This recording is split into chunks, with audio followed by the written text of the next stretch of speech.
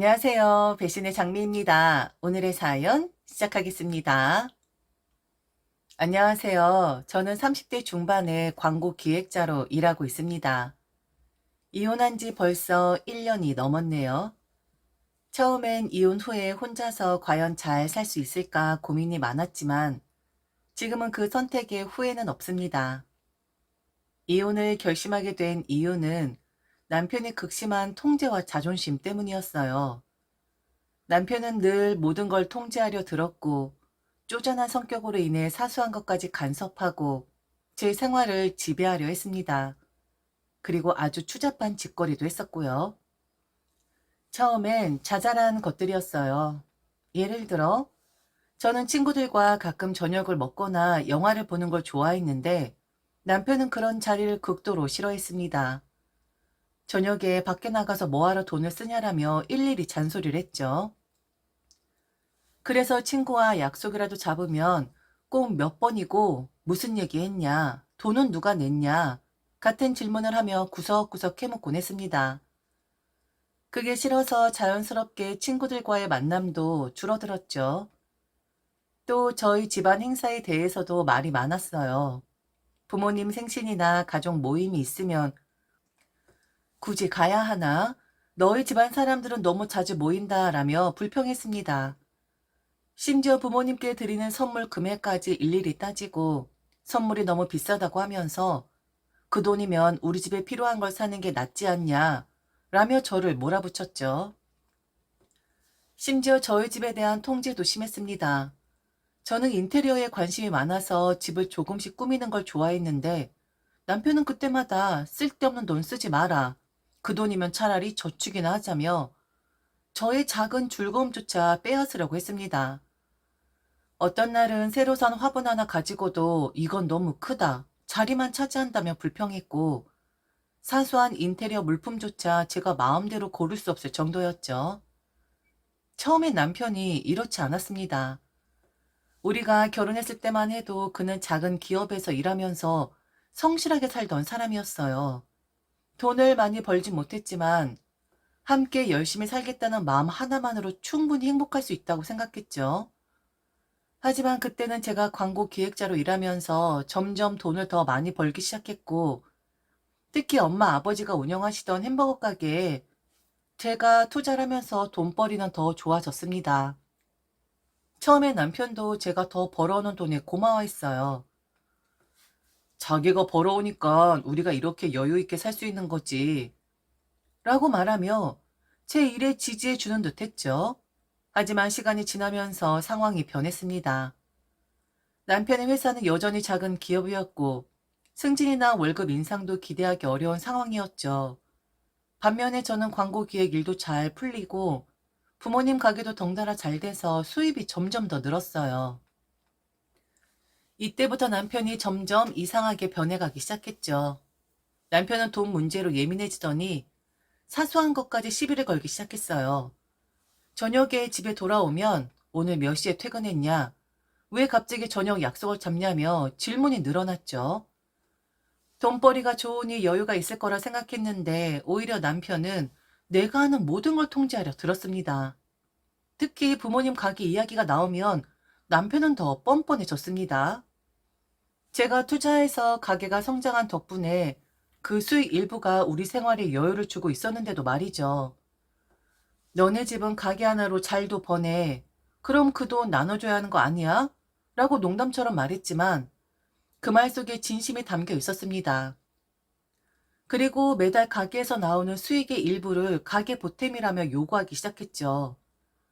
자기가 번 돈은 적으니 내가 번 돈을 쓰는 걸 당연시 여기는 모습에 화가 났습니다. 어느 날은 정말 어이없는 일이 있었어요. 부모님이 새로 출시한 햄버거 메뉴가 대박이 나서 매출이 크게 올랐다는 얘기를 하자 남편은 바로 그래서 이번 달 생활비 좀 더 낼 수 있겠네? 라고 대놓고 말하는 거예요. 그때부터 남편의 이런 뻔뻔한 태도는 점점 더 심해졌죠. 심지어 제가 가게 일 때문에 늦게 들어오면 너는 남편보다 돈 많이 번다고 이제 집안일은 나 몰라라 하는 거냐며 불만을 터뜨리기도 했습니다. 그동안 내가 벌어온 돈으로 집을 꾸리고 생활을 유지해왔으면서도 이제는 자존심을 내세워 집안일까지 통제하려 들었죠. 이렇게 남편은 점점 더 쪼잔하고 뻔뻔하게 변해갔습니다. 처음엔 함께 잘 해보자는 생각으로 시작했던 결혼 생활이 어느 순간부터는 돈과 자존심 싸움으로 바뀌게 되죠. 사실 저는 남편이 저희 부모님을 생각하는 것과 달리 시부모님께 정말 잘하려고 노력해 왔습니다. 부모님이 운영하시는 햄버거 가게에 투자해 큰 수익을 올리게 되었을 때 저는 그 수익의 일부를 시부모님을 위해 사용했어요. 시부모님께서 살고 계시던 집은 오래된 빌라였고 그곳에서 불편함을 느끼고 계셨거든요. 그래서 저는 수익이 안정되었을 때 남편과 상의하여 경기도에 있는 새 아파트를 시부모님께 마련해 드렸습니다. 시부모님은 정말 감격하셨어요. 우리 며느리 덕분에 이런 좋은 집에 살게 되다니 정말 고맙다. 라며 저를 칭찬하셨고 그때부터 시부모님과 저의 관계는 더없이 돈독해졌습니다. 남편이 제게 화를 내거나 불만을 터뜨릴 때도 시부모님은 항상 저를 감싸주셨어요. 이놈아, 며느리 애가 뭐가 부족해서 자꾸 투정을 부리냐? 너도 알잖아. 며느리가 얼마나 열심히 일해서 우리 집을 마련해 줬는지. 너가 뭘 해줬다고 이러는 거야? 시어머님께서 남편에게 이런 말을 하실 때마다 저는 정말 큰 힘이 되었죠. 시부모님은 남편보다 저를 더 아껴주시고 남편이 저를 함부로 대할 때면 항상 제 편을 들어주셨어요. 시부모님은 제가 집안 살림도 잘하고 사업도 성공적으로 운영하며 시부모님께 도움을 드리려고 늘 노력하는 모습을 높이 사주셨습니다. 덕분에 남편과의 갈등이 있을 때마다 시부모님께서는 남편에게 며느리가 없었으면 우리가 이렇게 살 수 있겠냐며 남편을 타이르곤 하셨습니다. 하지만 이런 시부모님의 편들기에도 불구하고 남편은 점점 더 뻔뻔하고 쪼잔한 사람이 되어갔어요. 시부모님이 제 편을 들어주실 때마다 남편은 오히려 더 심하게 저에게 불만을 터뜨리며 네가 나보다 더 잘 나간다고 사람들 앞에서 나를 깔보는 거냐? 고 말하기도 했죠. 저는 시부모님 덕분에 잠시 위로를 받았지만 결국 남편의 태도는 변하지 않았습니다. 남편은 자존심이 상할수록 더 많이 저를 억압하려 들었고 저는 그와 함께하는 것이 점점 더 고통스러워졌습니다. 그런데 어느 날 저희 친정 부모님이 그러시는 겁니다. 너무 큰 문제가 생겼다고 하면서요. 바로 그건 저희 부모님이 운영하신 햄버거 가게에서 음식을 먹고 탈이 났다는 고객이 생겼다는 말이었습니다.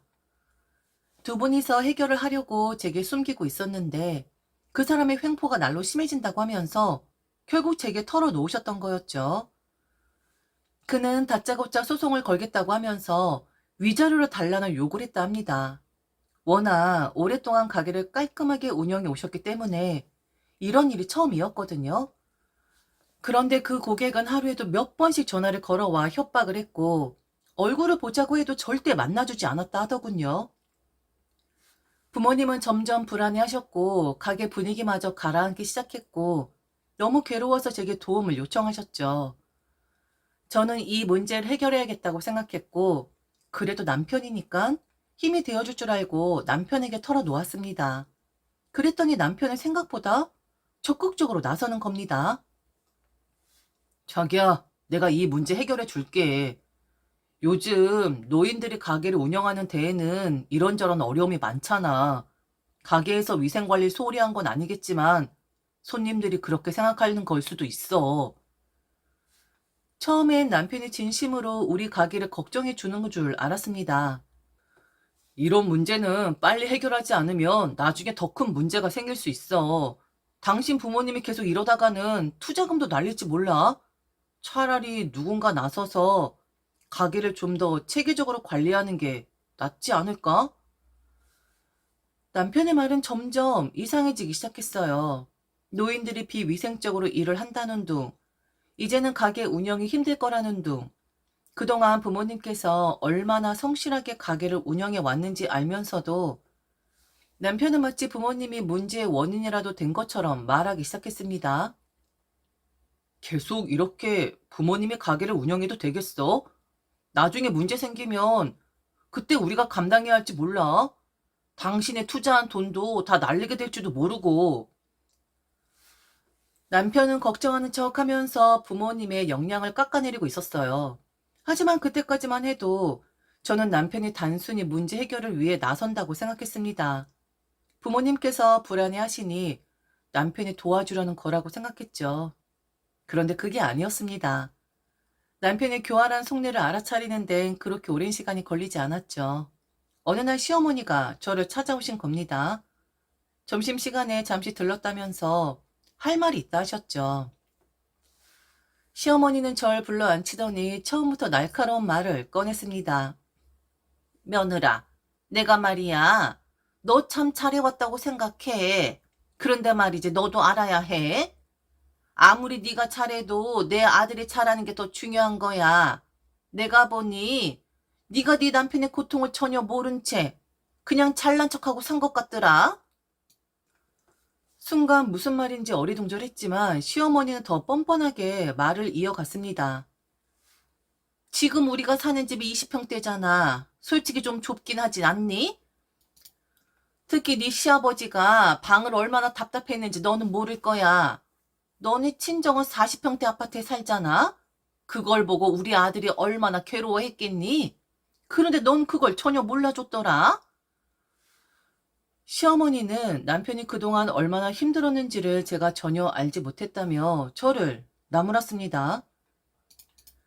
네 부모님은 40평대 아파트에 살면서 잘 먹고 잘 사는데 왜 우린 20평대 아파트에 갇혀서 지내야 하는 거니? 네가 돈을 많이 벌고 부모님도 잘 사는 것 같은데 우리는 왜 이렇게 힘들게 살아야 하냐고. 그 말을 듣고 저는 정말 황당했습니다. 그동안 제가 얼마나 남편과 시부모님을 위해 희생해 왔는데 시어머니는 마치 그 모든 것이 무의미하다는 듯 말하고 있었습니다. 너는 네 부모님이 잘 사는 걸 자랑스러워하는 것 같지만 우리 아들은 그걸 보면서 얼마나 괴로워했겠니? 넌 그걸 전혀 몰랐지? 내가 보기엔 네가 우리 아들을 더 괴롭게 만든 것 같더라. 시어머니는 억지스럽게 남편이 고통받은 것이 저 때문이라고 트집을 잡으며 저를 깎아내리기 시작했습니다. 사람이 말이야. 남편이 힘들어하는 걸 알아야지. 네가 그렇게 벌어오는 돈으로 우리도 좀 더 넓은 집에서 살게 해줬으면 좋았을 텐데.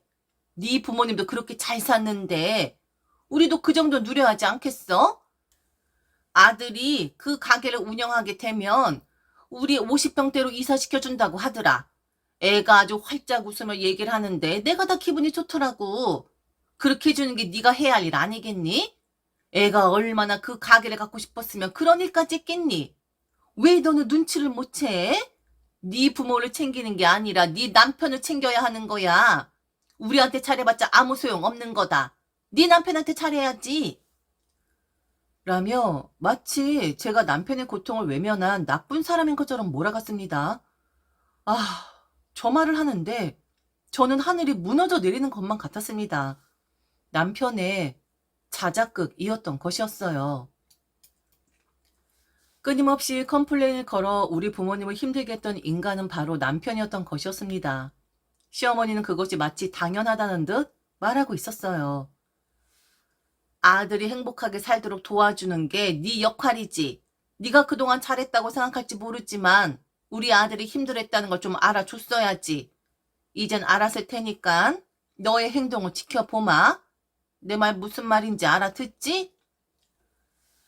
시어머니의 뻔뻔함에 말문이 막혔습니다. 시어머니는 남편의 속내를 제가 알아차리지 못한 게 잘못이라는 식으로 저와 제 부모님을 깎아내리면서 남편을 위해 제가 더 많은 걸 희생해야 한다고 말하고 있었습니다. 모든 사실을 알게 된 저는 더 이상 참을 수 없었습니다. 남편이 나와 부모님을 속이고 가게를 차지하려는 속셈을 가지고 있었다는 걸 깨달았을 때 모든 게 다 끝이라고 생각을 했어요. 저녁에 남편이 집에 돌아왔을 때 저는 그를 앉혀놓고 차분하게 말을 꺼냈습니다. 당신이 계획한 거였어? 어머니 입에서 다 들었어. 당신이 가게를 가져가서 부모님을 50평대로 이사시켜 주겠다고? 사위니까 당연히 내 거나 다름없다는 말도 했다고 하던데? 남편은 순간 당황하는 듯 했지만 금세 태연한 표정을 지으며 되려 저를 비웃듯 대답했습니다. 그래, 맞아. 그래서 뭐? 내가 돈벌이를 제대로 못하니까 내가 가게를 맡아서 운영하는 게 당연하지 않냐? 그걸 지금까지 몰랐다는 게 오히려 이상한 거 아니야? 너도 그렇고 네 부모님도 너무 세상 물정을 모르더라. 그의 뻔뻔함에 분노가 치밀었지만 저는 최대한 침착하게 이어갔습니다. 세상 물정?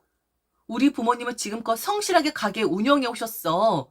당신의 가게를 차지할 권리가 어딨어? 왜 부모님 가게를 욕심내는 거냐고. 남편은 오히려 어이없다는 듯 웃더니 더 뻔뻔한 말을 쏟아냈습니다. 욕심내? 그 가게는 원래부터 내가 차지해야 할 거였어. 네 부모님? 늙어서 욕심만 많아진 거야. 그 나이 먹고도 아직도 가게를 붙들고 있는 게 더 문제 아니냐? 늙은 사람들이 뭐가 필요해? 돈은 무슨? 늙으면 자식을 위해서 다 내어줘야지. 그게 부모로서의 도리 아니야? 네 투자금이 들어갔는데 그럼 내 가게나 다름없는 거잖아. 저는 그의 말을 듣고 경악을 금치 못했습니다. 당신 지금 무슨 소리 하는 거야? 부모님이 자식 때문에 평생을 희생한 것도 모자라서 이제 가게까지 내놓으라는 거야? 그게 말이 된다고 생각해? 하지만 남편은 오히려 비웃으며 말을 이어갔습니다. 너희 부모님이 욕심이 많은 거야. 나 같으면 벌써 가게 내놨을 거야. 늙어서 더 돈 들어갈 일도 없는데 돈이 뭐가 필요하겠냐고. 차라리 나한테 넘기면 더 잘 될 거라고. 그리고 네가 이걸 아직까지도 눈치 못 챈 게 오히려 더 이상하지 않아?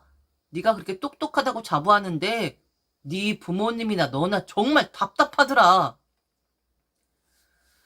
그의 태도는 정말 뻔뻔했습니다. 그동안 제가 믿고 의지했던 남편이 이렇게까지 이기적이고 무례한 사람이라는 사실을 알게 된 순간 저는 더 이상 이 관계를 유지할 수 없다는 확신이 들었습니다. 남편의 적반하장 태도에 더 이상 말이 통하지 않는다는 걸 깨달은 저는 더는 함께할 수 없다는 결론에 이르렀습니다. 그날 밤 저는 짐을 싸서 집을 나왔습니다. 한동안 머릿속이 복잡했지만 곧장 친정으로 향했어요. 부모님께 모든 사실을 털어놓아야 한다는 생각밖에 들지 않았습니다. 친정에 도착하자마자 저는 부모님께 남편이 벌인 일, 그가 가게를 차지하려던 속셈, 그리고 시어머니의 뻔뻔한 태도까지 모두 얘기했습니다. 부모님은 충격을 받았지만 저를 위로하며 이 상황을 어떻게 해결할지 차분하게 이야기를 나눴습니다.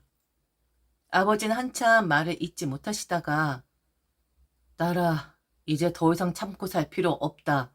네가 힘든 결정이라도 빨리 해라. 우리도 더는 김서방을 믿을 수가 없구나. 라고 말씀하셨습니다. 저는 이혼을 결심했어요.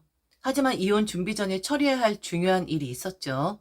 바로 시부모님이 살고 있는 집 문제였습니다. 그 집은 제가 사들인 집이었고 명의는 당연히 제 이름으로 되어 있었기 때문에 그 집을 두고 이혼 절차를 진행할 수 없었습니다. 남편이 얼마나 뻔뻔하게 나오는지 뻔히 보였으니까요. 이혼을 준비하면서 저는 그 집을 바로 부동산에 내놓았습니다. 시부모님이 살고 있는 집을 팔아서 정리해 버리는 것이 우선이라고 판단했습니다. 부동산에 전화를 걸어서 제 명의로 되어 있는 집을 당장 내놓고 싶습니다. 시세보다 조금 낮춰서라도 빨리 팔 수 있게 처리해 주세요. 라고 부탁했죠. 남편과 제가 살고 있는 전셋집은 일단 그대로 두기로 했습니다. 그 집은 명의상으로 제가 관여할 부분이 없었기 때문에 먼저 시부모님 집을 처리하는 것이 중요했죠. 남편이 모르는 사이에 조용히 진행할 수 있을 만큼 빠르게 일을 처리하고 싶었거든요. 만반의 준비를 끝내고 저는 남편에게 만나자고 했습니다. 그리고 단도직입적으로 말을 꺼냈습니다. 이혼해. 더 이상 너랑 같이 살 수 없어. 그리고 준비는 이미 다 끝냈으니까 깔끔하게 끝내자. 남편은 예상치 못한 말에 당황했지만 곧 뻔뻔하게 웃으며 말했습니다. 이혼? 웃기지 마. 너 재산 분할도 생각해 놨겠지? 네가 번 돈이라고 다 네 것이라고 생각하는 거야? 그게 그렇게 쉽게 될 줄 알아? 저는 그의 비웃음에 차갑게 대꾸했습니다. 그래, 재산 분할? 다 생각했어. 그 전에 니네 부모님이 살고 있는 집, 그거 내가 사준 거잖아. 그 집 이미 내놨어. 네가 그렇게 자랑스럽게 말하던 부모는 늙으면 자식을 위해 다 내놔야 한다고 했잖아? 그럼 네 부모도 늙었으니 당연히 다 내놔야지. 안 그래?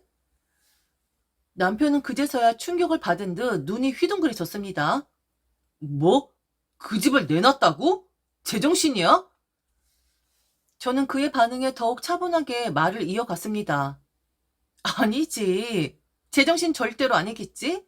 너랑 나 전세 살면서 내가 사준 집에서 네 부모는 편하게 살고 있었지? 근데 이제는 그 집도 끝이야. 네 부모도 양심이라는 게 있으면 받아들이겠지. 아니, 네 부모가 양심 있긴 한 거야? 네가 그런 짓거리를 하면서 그걸 알면서도 가만히 있었던 네 부모는 뭐야? 같은 부류지? 남편이 아무 대꾸하지 못하자 저는 한층 더 강하게 말을 이어갔습니다. 비열하게 뒤에서 나랑 내 부모님을 속이고 가게를 차지하려고 했어? 네가 그딴 짓을 하면서 당당하다고 생각했냐? 돈벌이 제대로 못하는 거야 네 문제지. 왜 우리 부모님한테 덤터기를 씌우려고 해? 너나 네 부모나 늙은 사람들이 자식한테 다 내놔야 한다며. 헛소리 좀 그만해라 정말.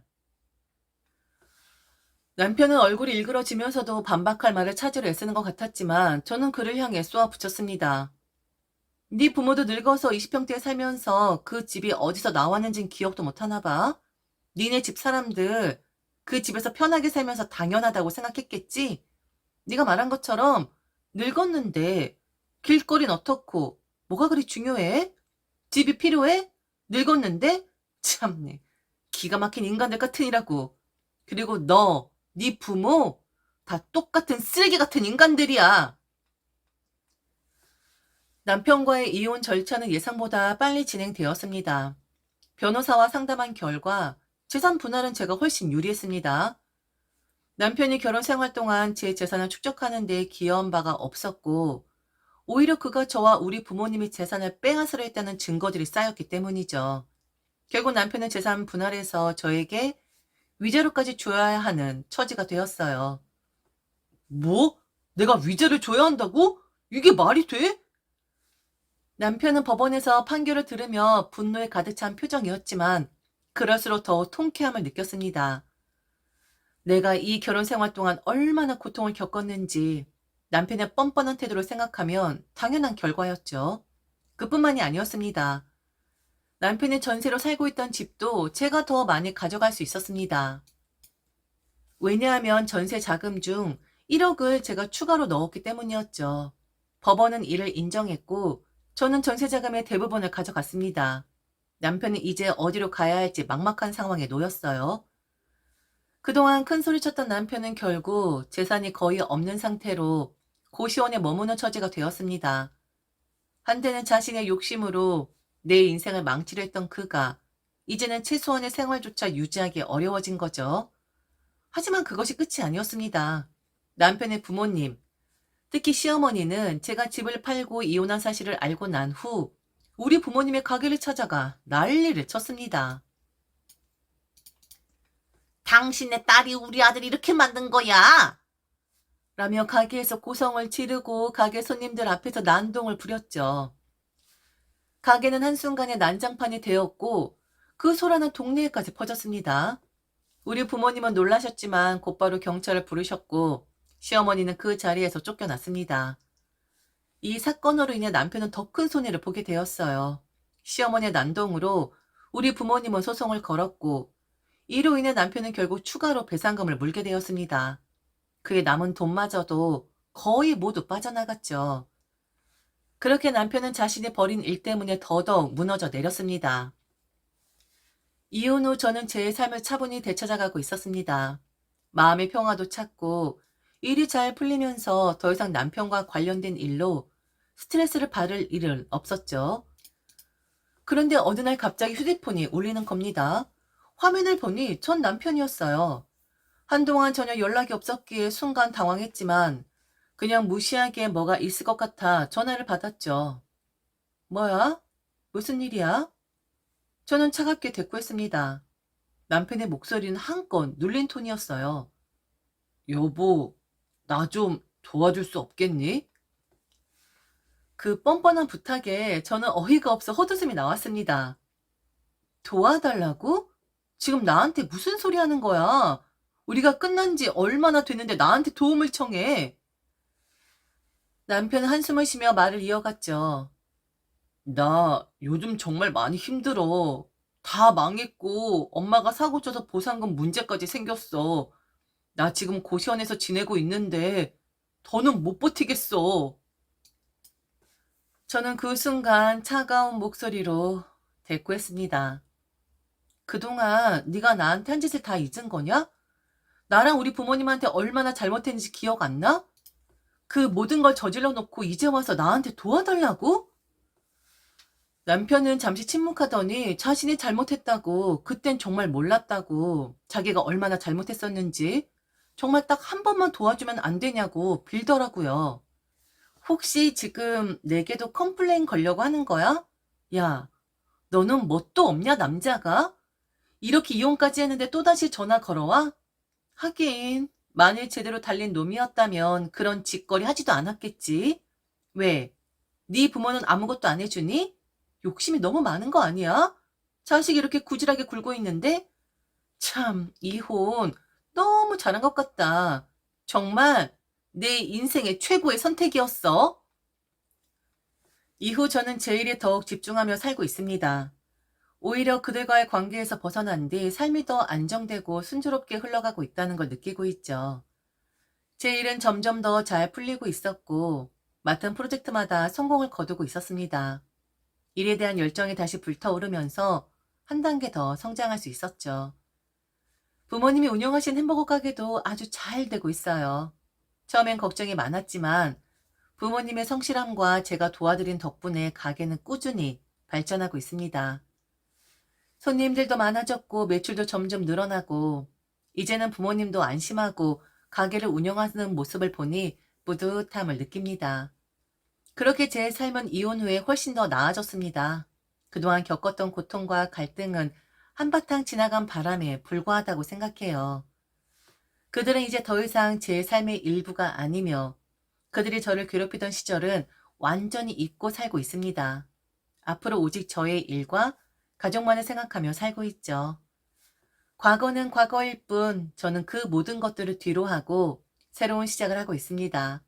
그들과의 인연은 끝났고 이제 저는 오로지 밝은 미래를 향해 나아가고 있습니다. 지금까지 들어줘서 진심으로 감사합니다. 이상 배신의 장미였습니다.